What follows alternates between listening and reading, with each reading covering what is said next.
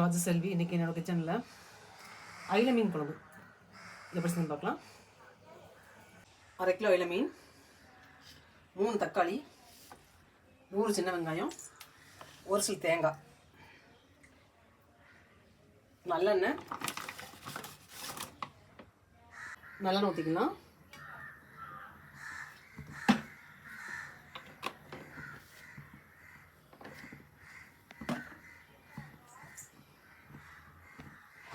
வெந்தயம், தக்காளி போட்டு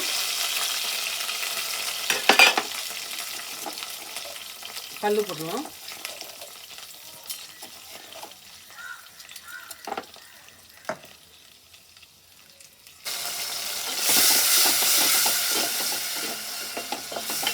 வெங்காயம் எடுத்துக்கலாம். தேங்காயும் சின்ன வெங்காயம் நல்லா மைய அரைச்சிக்கலாம்.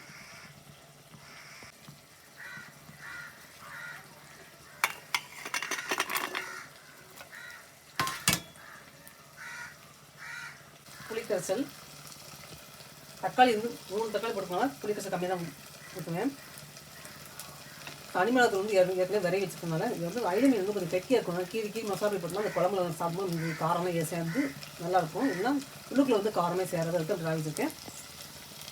குழம்புல அப்படி ஏற்கனவே தனிமிளகாத்தூள் வந்து மீனில் விரைவி வச்சுருக்கனால கொஞ்சம் கம்மியாக போட்டுக்கலாம். காரம் பார்த்துக்கலாம். 1 ஸ்பூன் மல்லிப்பொடி, புளிக்கரைசல், புளிப்பு ரொம்ப கம்மியாக போடுறது கொஞ்சம் ரொம்ப நல்லது. தேங்காய், சின்ன வெங்காயம் அரைச்சது,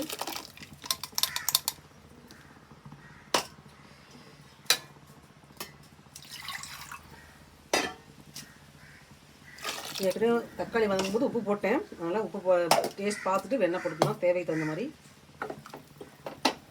இதில் ஒரு 4 பச்சை மிளகாய் வந்து 3 பச்சை மிளகாய் கீரி போட்டுடலாம்.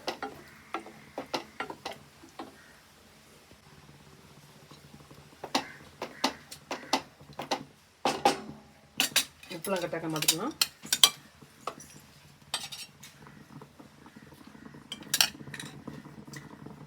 காரம் தான் கொஞ்சம் கம்மியாக அந்த மாதிரி இருக்குது. மீன் குழம்பு கிரேவி கொதிச்சோன்னா அந்த தனிமிளகாத்தூள் விரைவி வச்சுக்க பார்த்தீங்களா, அதை போட்டுட்டு டேஸ்ட் காரம் பார்த்து அதுக்கப்புறம் வேணால் ஒரு 1/2 ஸ்பூன் போட்டுக்கலாம்.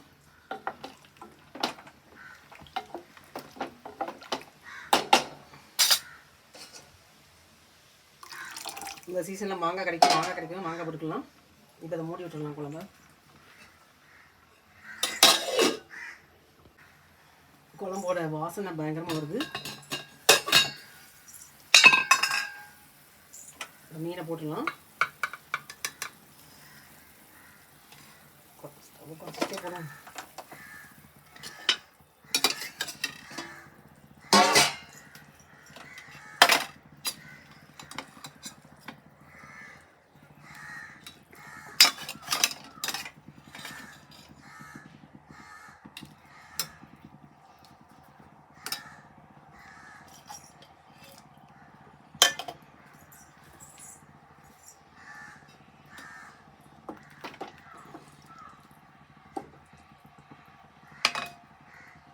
மூடியை போட்டுக்கலாம்.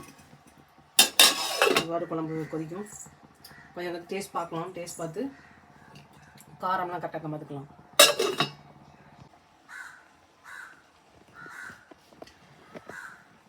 அயில மீன் எப்படியும் ரீக்கப்பாய் பார்த்துடலாம்.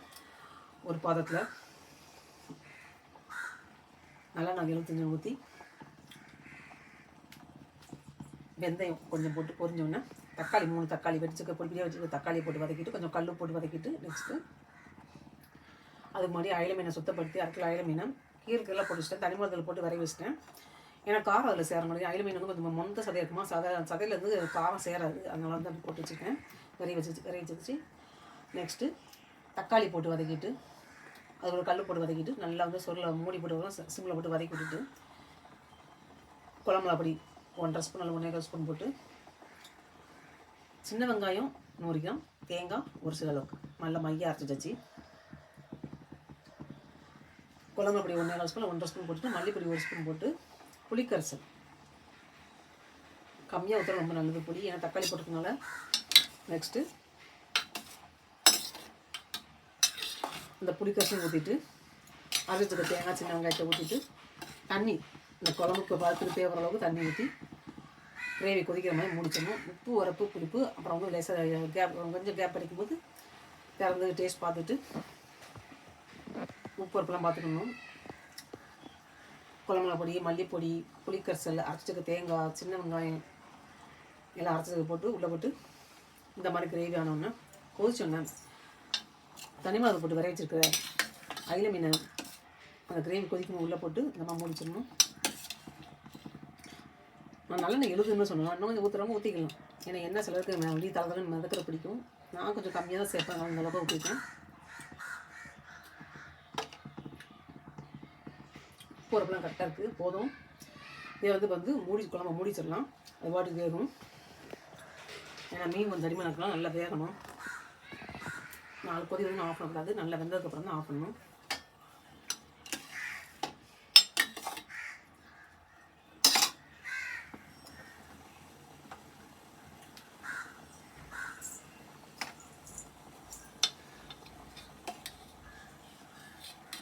அயில மீன் குழம்பு. மீன் எப்படி விரைச்ச மாதிரி கிடக்கா, இது மீன் உடையாது, கல் மாதிரி எப்படி கிடக்கும். இது சதப்பத்தான மீன்கிறதுனால தான் இந்த கீரைக்கெல்லாம் போட்டுருக்கேன். இந்த புளிப்பு, உப்பு, உரப்பு எல்லாம் அதில் சேரம் காண்டி இந்த பீஸ் சாப்பிடும்போது, இல்லைன்னா அந்த குழம்பு மீன் சாப்பிடும்போது நமக்கு வந்து அந்த டேஸ்ட் வந்து கிடைக்காது. அதனால தான் இப்படி இப்போ மூடி போட்டு மூடிடலாம்.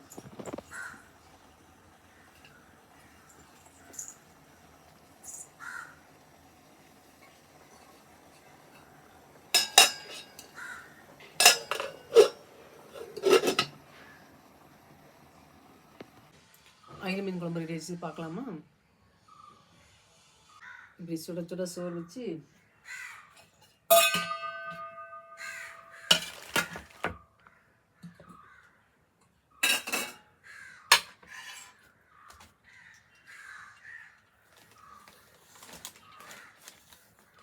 அயில மீன் குழம்பு.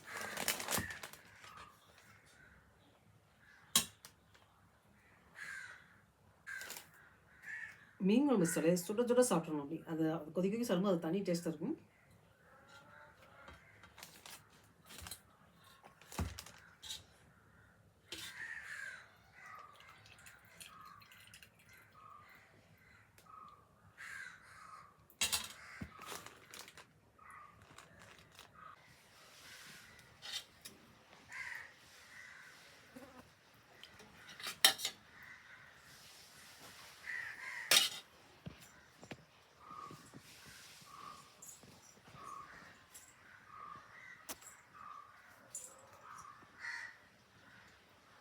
அயில மீன் குழம்பு எப்படி சொல்லுங்க என்னோட சேனல் பாருங்க, ராஜசெல்வி.